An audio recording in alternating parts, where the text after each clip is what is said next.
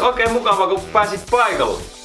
Minä olen koulujänis ja tässä nyt on mennyt pikkusen aikaa viime kerrasta, kun piti vähän silloin viime otoksien jälkeen ottaa vähän semmoista hermolepoa ja saikkulomaa. Oltiin vähän tuolla Bahamalla ja pötköteltiin siellä vaan rantaveessä. Ja no, eipä sitä ehkä tässä perheohjelmassa tämän tarkemmin viidi asiaa nyt tässä ruveta käsittelemään. Mut. Mitäs tässä onkaan tapahtunut? Tosiaan viime kerralla meillä silloin kotsatunnilla tosiaankin niin istuttiin purjoa. Ja katsotaan nyt sitten, että milloin ne nousee seisomaan. No joo. Ja sitten meillä oli se koodauskurssi oli niille kotikissoille oli sit seuraavaksi. Se meni ihan mukavasti. Semmosia meillä on tässä ollut silloin viime kerralla. Mut tällä kerralla meidän pitäisi pitää yksi semmonen pikkunen äikän tunti. Mut mä en kerro sulle vielä, että mitä juttuja me siellä käydään. Sen sijaan mä pyydän esimerkki Erkkiä, että jos se olisi meidän viime reissusta sen verran nyt kuntoutunut, että se laittelis meille esimerkin. Erkki! Nouse se ylös ja laita meille se yksi. Eka mistä puhuttiin.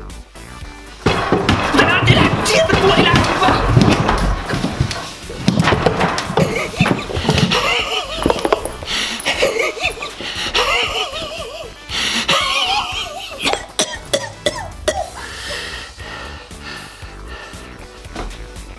No niin, sieltä se taas Erkki tulla tuiskahti. Mutta eipä se mitään, kaveri jaksaa ja mepä saatiin tästä Erkiltä tosiaan toi esimerkki taas, ensimmäinen Erkin esimerkki. Ja laitetaan se tonne noin. Ja katsotaanpa sitä sitten. Miltäpä näyttää sun mielestä? Siellähän sitä on hirveästi tekstiä, mutta vähän näyttää nyt jostain kumman syystä pikkusen niinku hankalalta ja vaikea selkoiselta ja ikävältä. Testataanpa muuten semmonen juttu, että jos otetaan tuolta pois, ei katsota sinne ollenkaan, plus, ja mä kerron sen saman tällä ihan suullisesti. Nyt lähtee. Koska Erkki kompastui portaissa ohjelmamme viime jaksossa, katsoja varmaan arvasi, että niin tapahtuu tänäänkin.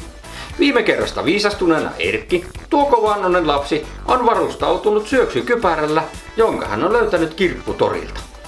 Koska hän käy tavan takaa yläkerrassa, on hänellä tämä kypärä lähes aina mukanaan, mikä on herättänyt hilpeyttä ystävissä ja tuttavissa, mutta siitä hän Erkki viisveisaa. Noniin, siinäpä kuulit. Sitten laitetaan tonne tuo sama. Noin. Niin, sä siis huomasit tästä, että kun mä kerroin sen jutun, niin sä ymmärsit sen helpommin. No sehän tietenkin johtuu siitä, että kun mä kerroin tämän tarinan, niin siellä tarinassa oli taukoja ja äänenpainoja, josta sä huomasit, että missä on esimerkiksi semmonen hassu juttu kuin lauseraja tai virkeenraja. Ja jos on tommonen teksti, että niitä ei ole sinne merkitty, niin sitä ei pysty ymmärtämään, koska ei kukaan niinku tekstistä kuule niitä lauserajoja. Ne pitää ne tauot ja muut niinku merkitä tonne tekstiin. Eikö niin? Sen takia sitä käytetään niitä pilkkuja ja pisteitä. Ja nyt kun me laitetaan tonne pilkut ja pisteet, niin johan se käy helpommaksi. Nyt tää tietysti saattaa tuntua vähän epähygieniseltä, mutta tää halutaan välttämättä tehdä, koska nuo pisteethän on vähän niinku jäniksen papanoita, joten tosta kun pistetään menee vaan... Ja sielläpä niitä on pisteet. Anteeksi, pakko oli. Sori. Vähän nyt noottaa, mutta ei kovin paljon. Ai niin, ja ne pilkut. Sittenpä pistetään pilkututta. Montako se meni? Nyt on ehkä tarpeeksi. Noin. Tarkkaavainen katsoja siellä ruudun toisella puolella voi jo hieman arvella, mikä on meidän tämänkertaisen äikän tuntimme aihe.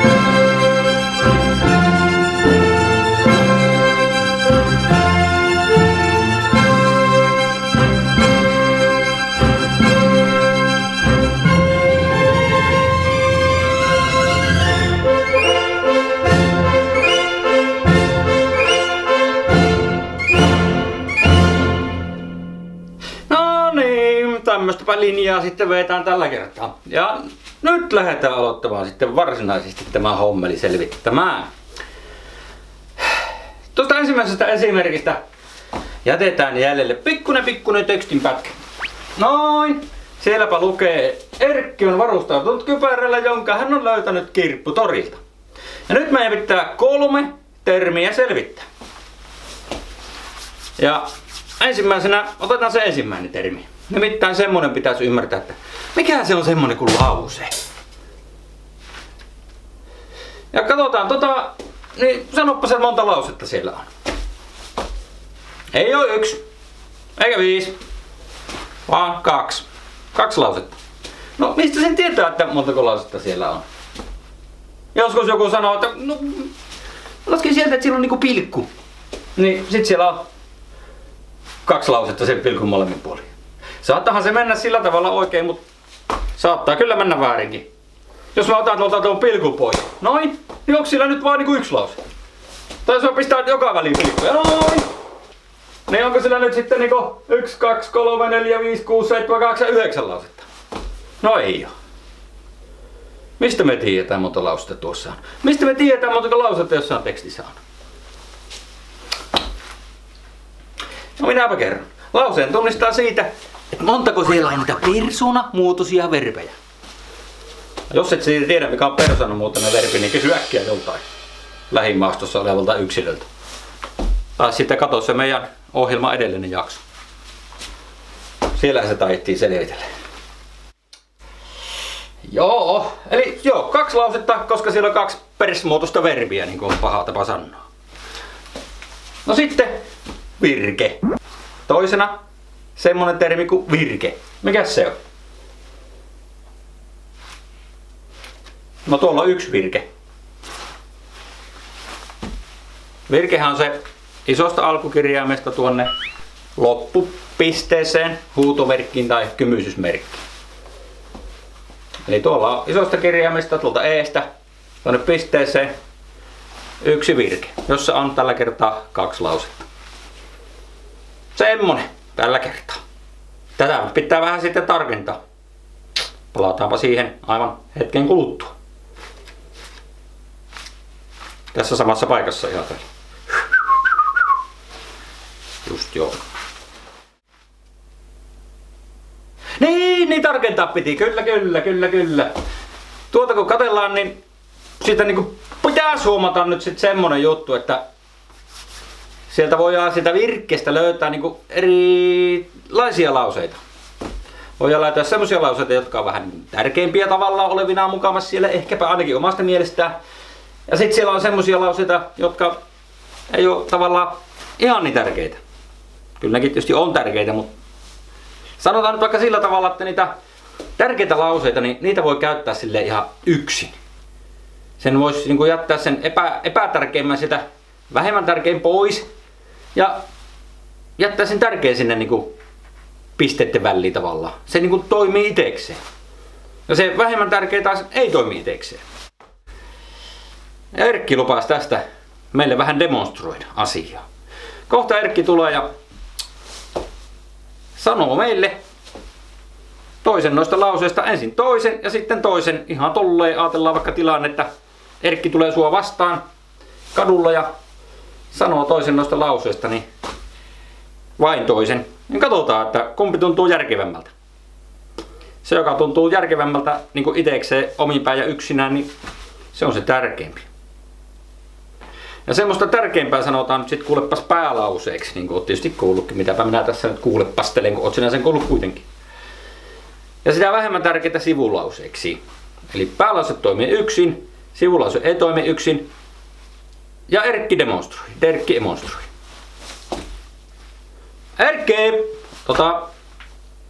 Numero 2, kameronuksi. Nyt tulee näköjään sananmuunnoksia. Parasta lopettaa ajoissa. No niin, ole hyvä.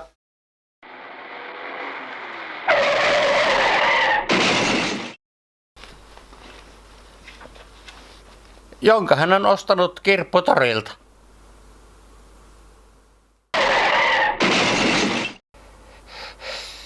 Erkki on varustautunut kypärällä. No niin, ja tuosta niinku huomasit Erkin esimerkkeistä, niin tämä ensimmäisenä esitetty lause, se ei yksin ole niinku järkevä. Joten se on silloin sivulause. Ja jäljempänä Erkki esitti sen lauseen, joka itsekseen on ihan toimiva systeemi, joten se on sitten semmoinen päälause. Ja sitä sivulausettahan sitten ei just tästä syystä voi niinku sinne tekstiin sit laittaa niinku pistetten väliin yksinään. Et siellä pitää se virkkeessä se päälause aina olla myöskin. Noniin. Mitäpäs sitten mulla oli tästä? Tuota. Joo, no tällä tavalla tietysti voi tätä päälause-sivulause asiaa yrittää vähän tuumailla, mutta oikeastaan semmonen tarkka systeemihän tähän on se, että sivulauseen alussa on aina tietynlainen sana. Siellä voi olla 3 sanoja sillä sivulauseen alussa. Siellä voi olla semmonen kuin alistuskonjunktio. Tuossa noin. Sitten siellä voi olla semmonen kuin relatiivipronomini. Noin. Ja sitten siellä voi olla semmonen kysyvä sana. Esimerkiksi tommosia noin. Niitä nyt on vähän vaikea luetella, kun niitä nyt voi olla kuinka monta ja minkälaisia. Eli jos joku noista löytyy lauseen alusta, niin silloin se on sivulause. Tässä on tietysti se ikävä juttu, että pitäisi nyt muistaa, että mitkä ne alistuskonjunktiot ja relatiivipronominit. Ja siitä pitäisi muistaa vielä, että olisi semmosia niin kuin kysyviäkin sanoja voi olla. Semmosta se on. Vähän pitää jotain sinne muistinkin yrittää painaa, ei sitä voi vaan sitä tablettia näprätä. Oliko se nyt sitten tässä?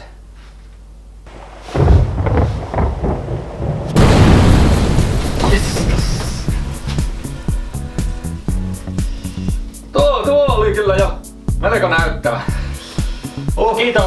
Kiitos.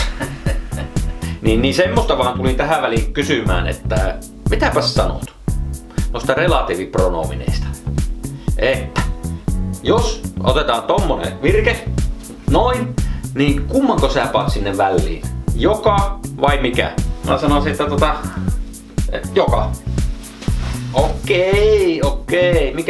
Mikäpä ettei. Mutta sit jos ajatellaan sillä lailla, että jos se kaveri, joka ton sanoo, niin onkin semmoinen, että se hirveästi rakastaa sipulia. Se laittaa sipulia joka paikkaan. Se lähtee aamulla töihin, niin kainalo ihan nivuusin vaan sipulia. Hyvä olo. Mutta se inhoo sitä, että joku on jättänyt sen rakkaan sipulin siihen pöydälle. Niin mitenkäs sitten? Ai silleen, no sitten mä laitan sen mikään siihen. Sehän meni ihan oikein, hyvä! Kumpikin käy! Kumpikin käy! Mikä kumpikin käy? Mennään vaan vähän eri asioita. Ei joo. Kyllä se meikäläisellä aina menee tovi toipuessa kyllä tuon kaverin käynneistä. On se kyllä semmonen. Mut, yritetäänpäs mennä eteenpäin. Tähän mennessä nyt siis. Pitäisi pystyä tunnistamaan päälauseet ja sivulauseet. Ja kun päälauseet ja sivulauseet hoksaa sieltä omasta tekstistään, että mikä on niinku mikä, niin silloin voi vähän tuumalla sitten esimerkiksi semmoisista välimerkeistä nämä pilikut sinne silleen nätiimmin. Koska tähän pilkkujen laittamiseen on tietysti semmoiset näppärät pikkusäännöt, että kun ne osaa, niin sitten osaa laitella ne pilkut. Mutta pilkkusääntöjä nyt ei ymmärrä mitenkään pysty käyttämään, jos ei tiedä, että mikä on päälause ja mikä on sivulause. No mut nyt me tiedetään. Eiks jep? Noniin. Ja näitä pilkkusääntöjä me nyt tässä pikkusen kertaillaan sit ihan kohta. Mut siihen mä pyydän Erkkiä, jos se Erkki olisi vaikka sitten taas toivuttuaan tovisen, niin laittelisi meille tulemaan. Erkki! Voisit sä pistää housut jalkaan ensin. No niin, hyvä. Joo, laita sitten se kakkonen.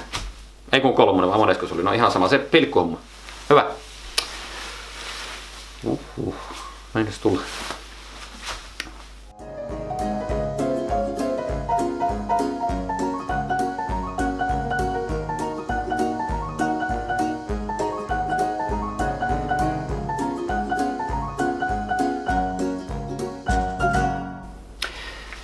Hyvä, kiitos Erkki.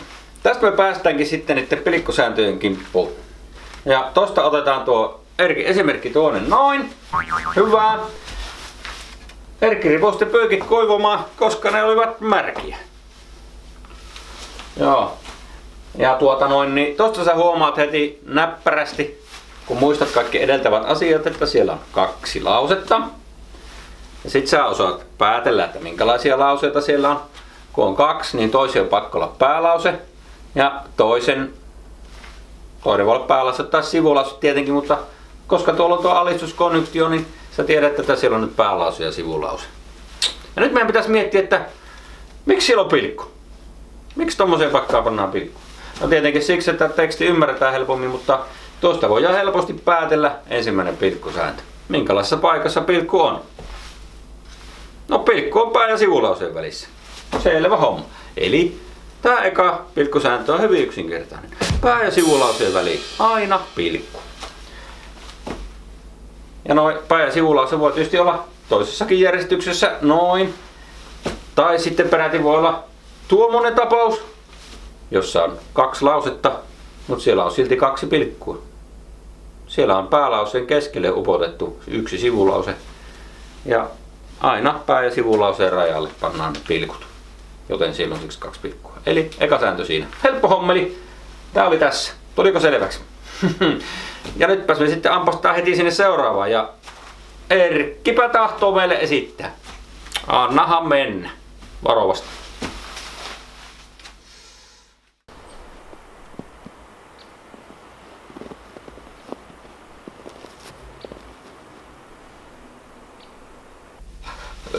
Joo. Semmoses tappaus. Tällä kertaa. No niin, ja tästä tosiaan me Erkin tilanteesta saadaan nyt 2 virkettä tonne noin. Pistetään ne molemmat tuohon näkyville. Noin! Ihan kerralla vaan kaikki. Ja nyt siellä on 2 virkettä. Kummassakin on 3 lausetta, koska kummassakin on 3 persoonallista verbiä. Ja molemmat alkaa aika lailla samalla tavalla. Siellä on molemmissa ensin päälause ja sitten on sivulause. Ja siellä on tietysti sen edeltävän säännön mukaan se pää- ja sivulauseen välinen pilkku tulla koska-sana edellä. Siitä meidän ei tarvitse sen kummemmin välittää. Se on selvä. Mutta sitten siellä on molemmissa vielä 3. lause. Ja sitten siellä lauseen välissä ensimmäisessä on rinnastuskonjunktio ja sitten toisessa on toi alistuskonjunktio.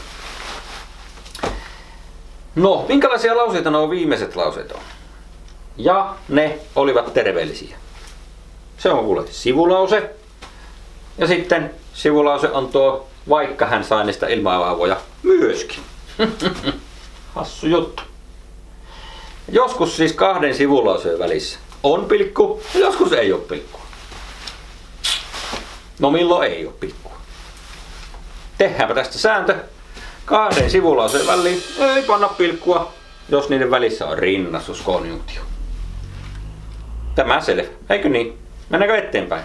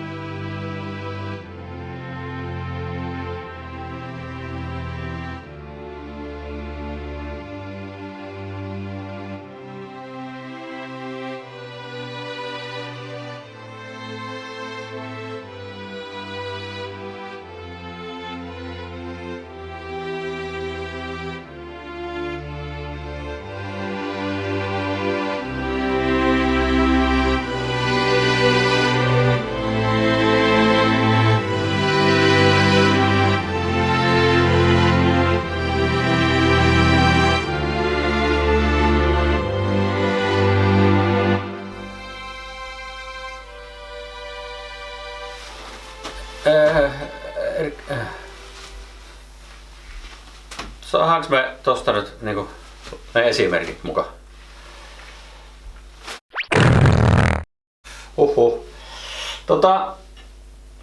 No niin, sieltäpä tullut paukasti meille kuitenkin sitten 3 virkettä ja predikaatit laskemalla huomataan, että noissa 3 virkkeessä on nyt jokaisessa 2 lausetta. Ja nyt jos me lähdetään katsoa, että minkälaisia lauseita siellä on, niin siellä on näköjään tommonen ja-sana aina näiden välissä ja siitä nyt meidän pitäisi osata päätellä, että ja-sanan molemmin puolin on yleensä aika lailla samanlaista kampetta, niin silloinhan on kaikki mitä tuolla on päälauseita. Ja keskimmäisessä virkkeessä noin päälauseiden välillä on tuo pilkku ja ekassa ja kolmannessa ei ole pilkkua. No nyt meidän pitää sitten selvittää, että no milloin se sinne päälauseiden väliin se pilkku tulee ja milloin ei tule. Keskimmäisessä on tullut ja ekassa ja kolmannessa ei ole tullut. No tää päälauseiden välinen pilkkusääntö se alkaa silleen letkeästi, että päälauseiden välillä on yleensä pilkku. Paitsi jos. Eli noin eka ja viimeinen on näitä paitsi-jos-tappauksia ja tuo keskimmäinen on se yleensä tappaus. Eli siis jatkuu. Paitsi jos lauseiden välillä on ensinnäkin rinnastuskonjunktio. No noissa nyt on kaikissa. Se ei vielä siis riitä. Ja sen lisäksi niillä lauseilla pitää olla jokin yhteinen sana. Ja jos me katsotaan, että mikä tuolla ekassa on se yhteinen sana, noilla kahdella päälauseilla, siis tuolla ekassa virkkeessä, niin me huomataan, että siellähän on tommonen Erkki, joka juo kahvia, ja sitten tämä sama Erkki syö pullaa, mutta sitä ei enää toisteta sitä Erkkiä tuolla toisessa lauseessa. Näinpä alle. Tuolla on 2 lausetta ja 1 yhteinen Erkki. Niin se Erkki on se yhteinen sana. Hyvä. Toisessa lauseessa nyt ei ole yhteistä Erkkiä, kun tuolla on toi Erkin mielikuvituskaveri Pasi on tuolla toisessa sitten syömässä. Mutta tuolla viimeisessä ilmeisesti on taas 1 yhteinen sana, kun siellä on semmoinen tilanne, että siellä ei sitä pilkkua ole. Niinhän se meni. Ja kun sä huomaat, että siellä on tommonen aamulla ilmestynyt tänne alkuun, niin sä nyt arvaat, että se aamulla on noiden 2 päälauseen yhteinen sana, jonka takia sitä pilkkua ei tule. Eli aamulla Erkki joi kahvia ja sitten myöskin silloin aamulla tämä Pasi söi pullaa, mutta sitä aamulla sanaa ei siellä jälkimmäisessä enää toisteta. Niin siitäpäs nyt sitten pitäisi ymmärtää, että se aamulla sana kuuluu niin kuin noille molemmille ja se on yhteinen sana ja sen takia ei tullut pilkkua. Perskeles kuin helppo homma.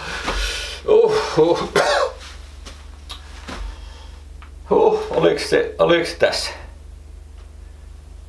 No jos tuntuu siltä, että meni nyt yli Hilsen ja jakelusta ohi, niin kysy joltain apua. Tai ammattiauttajalta vaikka. Kyllä koville ottaa tää poliisi menemään piipahan tuolla kellarissa.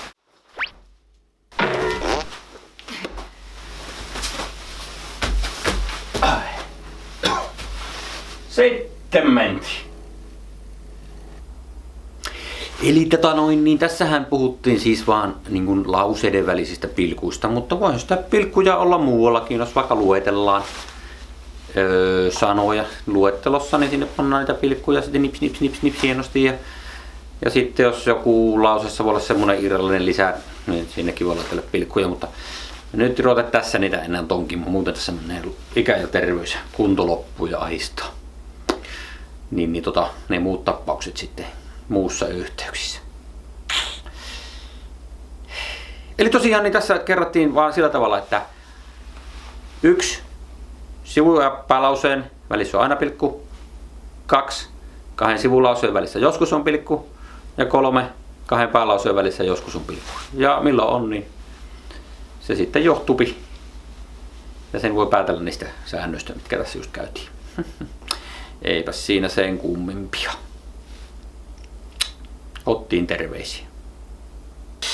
Nytpä se on tämäkin soppa rimpuiltu kasaan ja keitetty koko. Hieno homma. Se on käsittämätön tunne, että aina tänne asti selviää näistä operaatioista. Mutta parhaani on tehnyt, mikä ei suinkaan tietysti ole paljon, että nyt olisit saanut jonkinlaisen käsityksen näistä lauseasioista ja pilkkujutuista. Kiitos. Ensi tunnilla sitten liikkatunnilla katsotaan toi Lapa Jättiläinen ja Turman riipunta ja sitten Ruotsin aiheena meillä on sitten Konsukebrä ja Kalles Nyöpuuka. Eli näillä mennään. Näytät vähän kalpeelta, mutta otan nyt rauhassa loppupäivä, kyllä se siitä lähtee taas menemään tämä elämä eteenpäin tästä huolimatta. Kiitos käynnistä. Tervetuloa uudestaan. Ja eihän tästä puhuttu kun loppupomppuli hommelit.